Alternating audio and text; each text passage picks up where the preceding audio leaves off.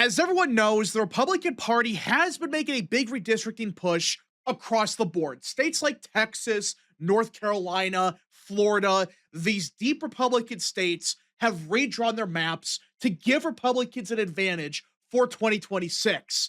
And I don't think people really understand just how big of a deal this is for 2026. And Axios, a little while ago, they just dropped this article detailing just that, how impactful the redistricting push by the GOP has been and will be for 2026. And a quick reminder that this is without states like Indiana, South Carolina, Kansas, Mississippi. These states either couldn't or refuse to redraw their maps for whatever reason. Like South Carolina, they did not want to do it for really no reason. Same thing with Indiana. They refuse to do so. It is insane. But either way, even though Republicans did not go far enough in some areas, the redistricting swing has been so significant, it does not really matter. And that's a big deal. Republican-led states have redrawn enough congressional districts to force Democrats to outperform the 2024 national results by nearly 5 points if they want to retake the majority in 2026. Yeah. So right off the bat, you could tell that's a big swing. We're not talking about they need a single point shift in some areas and that's that. No. For them to just retake the House, get a tiny majority, they got to outrun Harris's performance by roughly 5 points. Yeah. And a reminder that back in 2024, Harris lost a popular vote by 1.5%. So do the math. According to Axios, they're now admitting for Democrats just to get a tiny, insignificant majority in 2026, they have to win the popular vote by roughly 3.5%. Control of the House will shape whether President Trump will be allowed to govern largely unchecked during his final 2 years, or left facing a chamber armed with subpoenas and oversight. And that's why this is a big deal. This is it for Trump. This is his last midterm. If he wins, he can do whatever the hell he wants to do for the next 2 years. And the Democrat Party, they can't do anything about it. If Democrats lose the House, which if that actually happens, that would not only be hilarious, but guess what? They can't do a damn thing about it. Trump can do whatever he wants, and with the Republican majority getting even better, people like Tom Tillis and Bill Cassidy leaving the Senate, we will see for the first time since Trump took office back in 2017, he will have a real functioning majority that's halfway decent. No more Mitch McConnells, no more Bill Cassidy's playing games. No, that's over with, especially in the Senate.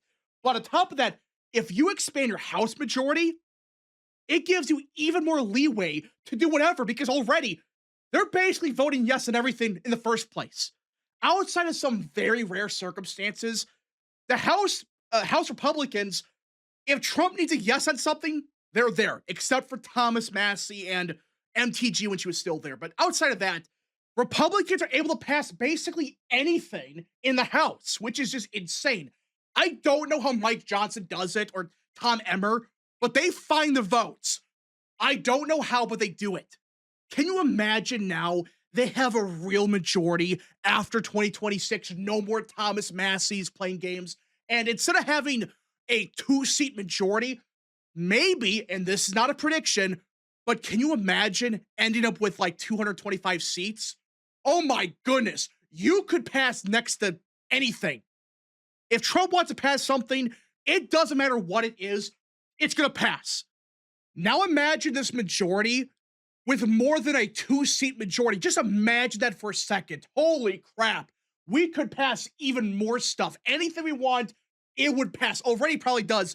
But if you end up with like 225 seats in the House, you go from a 2-seat majority ran by Thomas Massie and God knows who, like Don Bacon, to, hey, wait a second, we can pass whatever we want without having to worry about Don Bacon or Thomas Massie. Before the redistricting push, Democrats needed to outrun Harris's 24 margins by roughly 3 points to win a House majority, Now, they need to run 4.9 points ahead. Put another way, the new maps are worth extra 2 points to the GOP in the national margin. An Axios analysis of district level data found. Yeah, that's a 2 point swing just from redistricting. And that's with California's bullshit. That's with Utah playing games. That's without South Carolina. That's without Indiana doing something. Can you imagine if the Utah shenanigans never happened? Can you imagine if we passed a map in South Carolina, Indiana, Mississippi? We went all out in Louisiana. We're talking about Democrats potentially needing like a 7 point overperformance just to retake the House. I'm just still stunned that states like Indiana and South Carolina, they refuse to redraw. They're not even trying. They're still playing games. Why? Who freaking knows? It's to spite Trump or God knows what the real reason is. Democrats have a 6 point advantage over Republicans on the generic congressional ballot as of June 7th. And that is according to 50+1, which I don't think is the best average out there, but whatever. It's roughly in line with what the RCP has. That right now, RCP has D+6.2. So yeah, right now, if you look at only the top line average, Democrats are overperforming their expectations to retake the House. Axios is saying they have to win the generic ballot by roughly 3.5 points. Well, right now, it's D+6. So you would think, okay, it looks like a good night for the Democrat Party. But here's the issue for the current average. For starters, look at some of the outliers. There's two noteworthy outliers in the current average. Big Data and Quinnipiac. I have no clue how you get D+13 or D+11. Every other pollster, except for Emerson College, has it within 8 points. That's the first thing. You have two giant outliers pushing the average even further for Democrats than it already is. So that's the first issue for the current polling average. Secondly, recently in the last couple of weeks, the polling average has significantly swung. Just look at Marquette. Marquette right now is D+1. Last month, they had a D+9. Quantus Insights, a slight shift to the right. Harvard Harris, I think, stayed roughly the same. YouGov, slowly going to the right. These recent polls are showing the margins are getting closer. And even the polling average, it has moved significantly. Just a week ago, it was D+8, D+7. Now, D+6. So you take out those two garbage outliers, it's probably closer to D+4, maybe D+5. But for the last week, it's closer to D+3. When you factor in the Financial Times, Marquette, Quantus Insights, Harvard, YouGov, those are the 5 most recent polls. And all of them have it within 5 points. Marquette, the most Republican. Harvard Harris, YouGov, D+4. You do the math, you begin to realize, hey, wait a second here. This is very close to the margin Democrats need to barely retake the House. And even then, this D+6 performance, yes, it's like 2 points more Democrat than what they need to win. But at that point, you're talking about a very small majority that doesn't hold up in 2028. So that's the issue here. Even the top line number, it would give Democrats an advantage. They would retake the House, but not by a big margin. In fact, you take out the outliers, this is anyone's ball game, which I can't believe we're still in June. And we're talking about the idea of, hey, maybe with the current map, with how much Democrats have to win the generic ballot to barely take the House, maybe, just maybe at the end of the day, Republicans can pull it off. Of course, that's not a prediction, but with everything going on with redistricting and you realize, oh, the generic ballot, it is more Democrat, but it's not overwhelmingly D+25. Maybe there's a chance here. Maybe there is a chance for the GOP to run the table and pull off the upset. The Supreme Court's Louisiana v. Calais ruling in April accelerated that by making partisan goals a stronger shield for states accused of weakening black voters' power. And yeah, That decision right there, it has some ramifications for 2026, actually some significant ones, like Tennessee, like Louisiana and Alabama. Though they should have went further, Alabama and Louisiana, you're leaving Democrats seats on the table. I don't know why, but still, at the bare minimum, we got a net gain of 3 seats out of those states. And come 2028, states like Mississippi, states like Indiana, South Carolina, they can redraw. Even Georgia, you're talking about potentially a net gain of like 5. And if Alabama and Louisiana try again, that's a net gain of 7. Democrats thought they had blunted the GOP gains by persuading voters to approve major redraws of California and Virginia, but Virginia's results were overturned by the state Supreme Court. I love how Axios words it. Oh yeah, they persuaded them. No, look at how the referendum was worded. It was horseshit from the get-go, and even then, Democrats broke the law in Virginia. It was not just the Virginia Supreme Court saying, oh, this is unfair to the GOP, we're going to throw it out. No, they're just saying, hey, you violated basically every single law and procedure possible. And that's not even talking about the absurd wording of the referendum.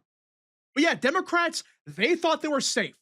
They thought with California and Virginia, nothing's going to happen. They're going to retake the House. Virginia being thrown out was a big win. That like now Democrats, the only thing they have going into 2026 is California and Utah. And even with Utah, it's a very slim chance, but there's still a chance the map gets thrown out at the end of the day. Not a guarantee, but the more you look at this, outside of California and kind of Utah, Democrats got killed on redistricting. They got crushed, and it could have been made even worse if states like Indiana got off their ass and redrew. I keep harping on it, but seriously, we could be talking about a scenario where Democrats have to win the generic ballot by like 8 points just to barely get a House majority. But nope, they just could not redraw the maps because of reasons. It is just absurd that they refuse to redraw the maps in Indiana and South Carolina because of principles and because Orange Man bad and this other garbage. Meanwhile, Democrats in Virginia, they violate every law and precedent. They don't care. It fails. It thankfully failed. But seriously, how can anyone look at what Virginia did and say, yes, we have to stop redistricting because of principles? No, you just don't want to do it for some other dumb reason, and you don't want to admit to it. So overall, this is a big win for the GOP. We've talked a lot about this, but this really illustrates how big of a victory we're talking about. And it could have been made even better if Indiana and South Carolina did their job. And if the California map got thrown out, which it's not going to, of course, but still, Democrats, they need a lot to go their way still.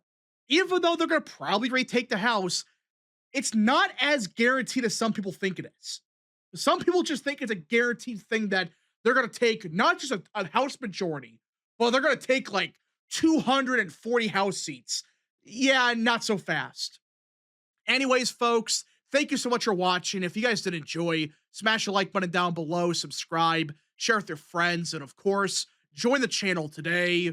Godspeed to all of you.